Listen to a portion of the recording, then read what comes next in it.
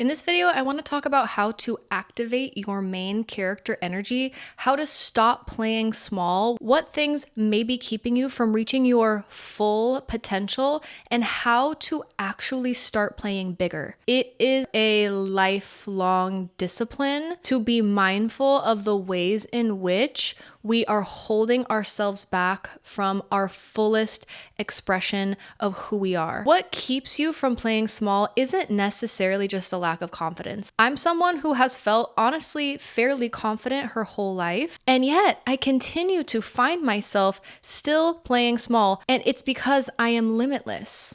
It's because no matter how big I get, if I stay comfortable there, that is me playing small because I can always grow and I can always expand. So women in particular really need to be aware of what subconscious beliefs are keeping us at this same level. Now, if you're completely satisfied with where your life is, then you really don't need to be thinking about this. We're not just growing to grow, right? The reason that we want to grow is because there is something in our lives that we don't like. And solving the problem of changing whatever we don't want in our reality anymore is directly tied to who we become, right? It's not focusing on the circumstance. It's transforming who you are so that you can create a different circumstance. We're just getting to a point where we can live outside of pure survival. There is a lot of work that we need to do in order to say, what does it look like to not just live and survive, but what does it look like to actually become the greatest version of who I could possibly be?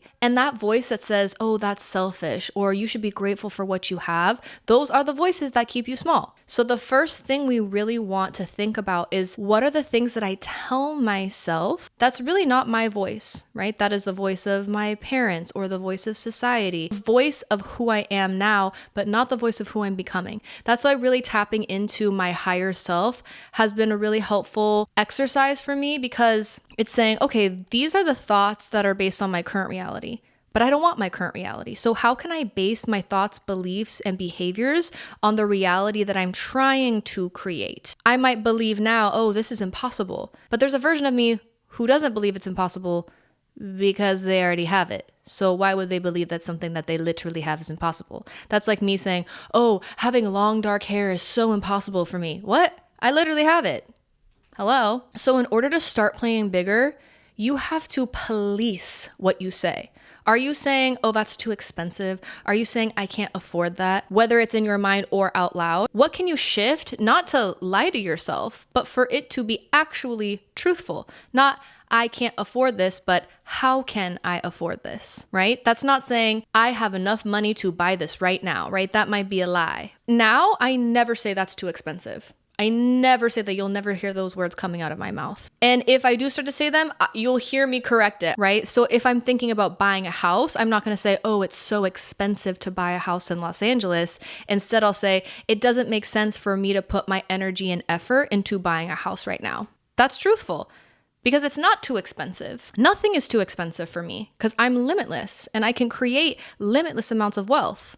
That's what I want to speak over me. Are the thoughts that you think and are the things that you are saying, are they congruent with the reality that you want to create? Or are they congruent with the reality that you're currently in? You are the one who shifts yourself out of your current movie into the movie that you actually want to be in. You can literally unsubscribe from your reality and subscribe to a different life. The reason that people don't do that is because they can't handle the transition.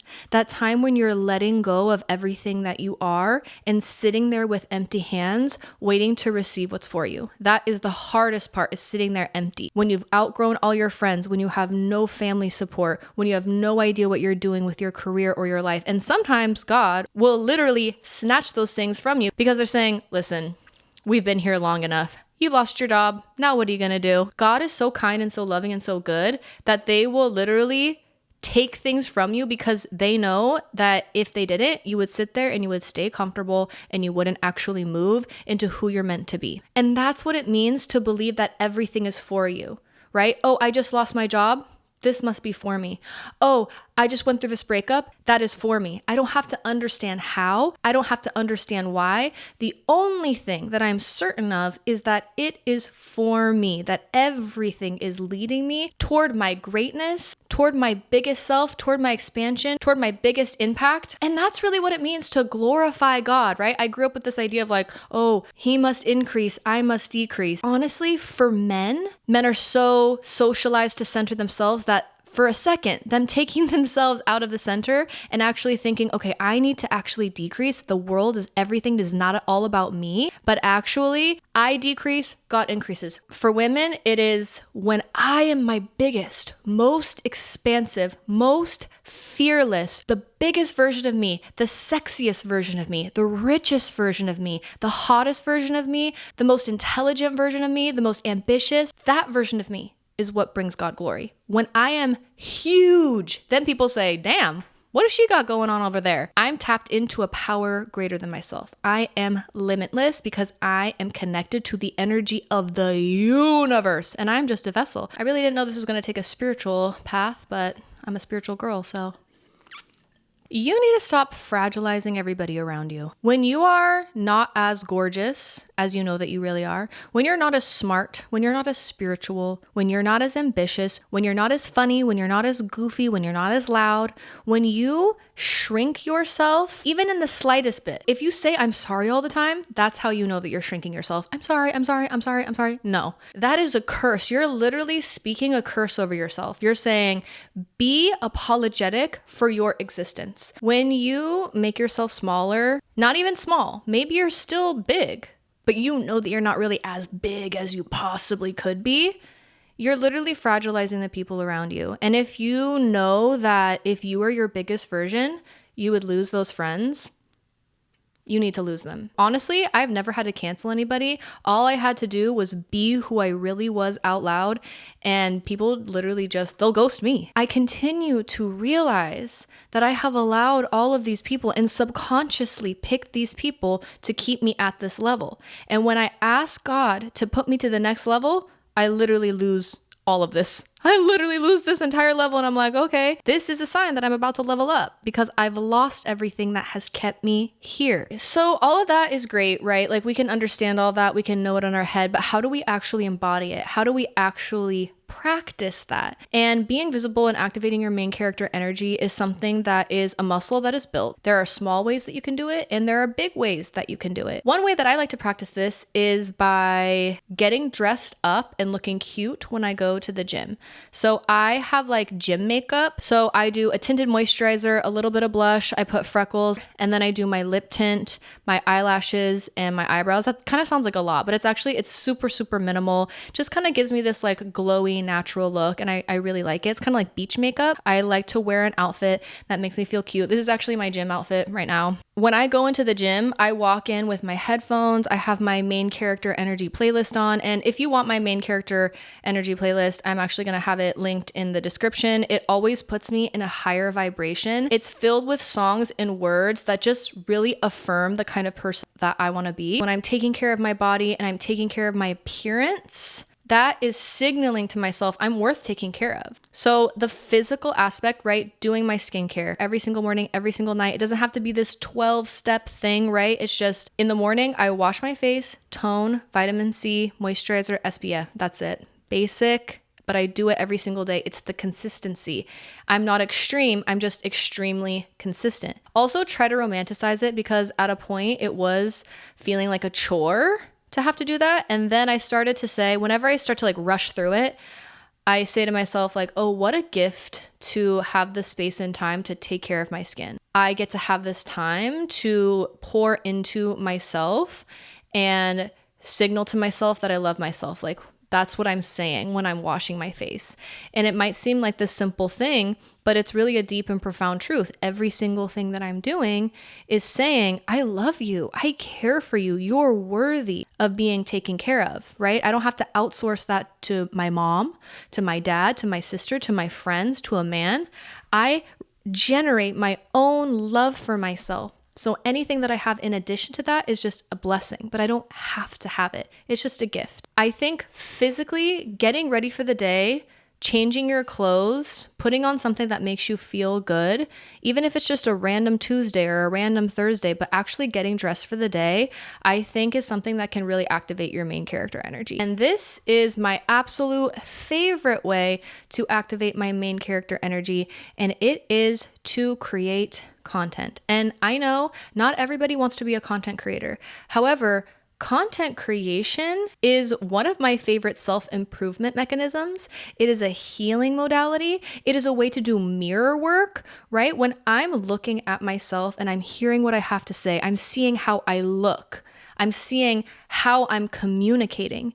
That's mirror work, right? I used to think that I didn't really do mirror work. Are you kidding me? I do mirror work every single day. Every single time I post content, I'm doing mirror work. I'm confronting who I am. Do I like what I see? Do I like what I stand for? Is this really an expression of who I am? And if not, I will continue to put myself out there. I will continue to iterate until it is. My very first videos have been archived, but even if I look at how I looked back then, my looks have improved, the way that I speak improved. People who meet me now are like, oh, you're so confident in front of the camera. It's like, well, I put in a lot of reps of being not confident at the very beginning. It's not just something I was born with. It is so funny that people just assume that if you're good at something, it's because you're talented. That's just not the truth at all. There are really three parts of content creation that I think help activate main character energy. The first one is vlogs, because when you vlog your life, it's almost like someone is looking at you live,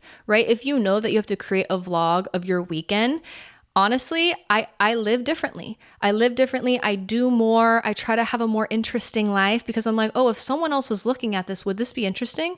Or would they just be looking at me looking at my phone all weekend, right? Like, what things can I do in order to create an interesting life for myself and romanticize my life? And it has honestly been so effective. I've either been more productive or I've done more fun things every single time that I vlog.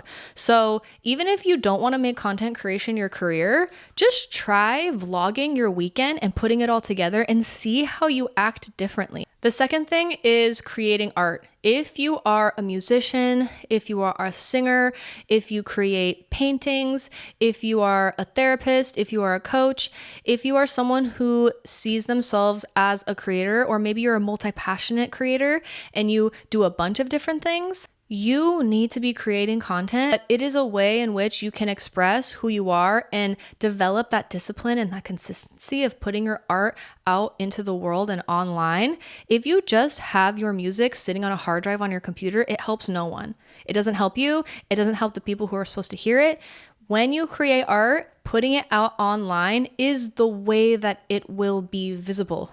I was watching Trolls the other day because I'm trying to learn Spanish. So I was watching it in Spanish, and all of the little trolls ran away from like these big scary trolls. I forget. They're called like the Bergen or something like that. I don't remember, but let's just call them the Bergen. They were running away from the Bergen because they were going to eat the little mini trolls. The little mini trolls at their safe haven threw this big party, and it was super loud, and they were shooting a bunch of fireworks, and they just love laughing and singing and dancing, right?